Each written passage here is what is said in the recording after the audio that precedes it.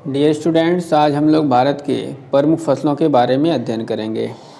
भारत में उगाई जाने वाली जो फसलें होती हैं उनको 3 समूहों में बांटा जाता है। रबी की फसल, खरीफ की फसल और जायद की फसल। प्रतियोगी परीक्षाओं में यहाँ से 1 नंबर के क्वेश्चन अक्सर देखने को मिलते हैं। तो आज हम लोग ये जानेंगे कि रबी, खरीफ और जायद की फसलें कौन कौन सी होती हैं, इनकी बुआई कब होती है और इनकी कटाई कब होती है।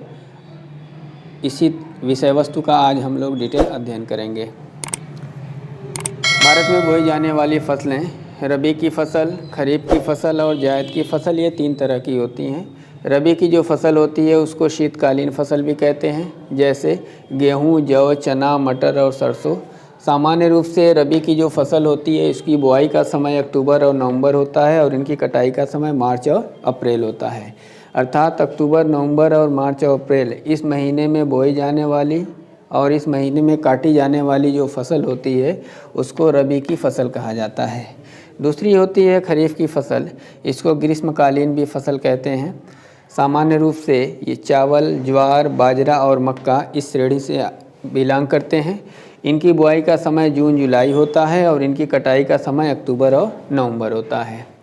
तीसरे प्रकार की जो फसल है जिसका जायद का फसल का नाम दिया जाता है, इसे शीत एवं ग्रीष्म के मध्य की फसल भी कहा जाता है। इनकी जो बुआई का समय होता है मार्च अप्रैल होता है और कटाई का समय जून जुलाई होता है। इसका एग्जाम्पल होता है तरबूज है, खरबूज है, खीरा है, भिंडी है। सामान्य रूप से ये जो है आपकी जायद की फसल के अंतर्गत आते हैं। तो आज के इस वीडियो में हम लोगों ने भारत में उगाई जाने वाली प्रमुख फसलों के श्रेणियों के बारे में अध्ययन किया।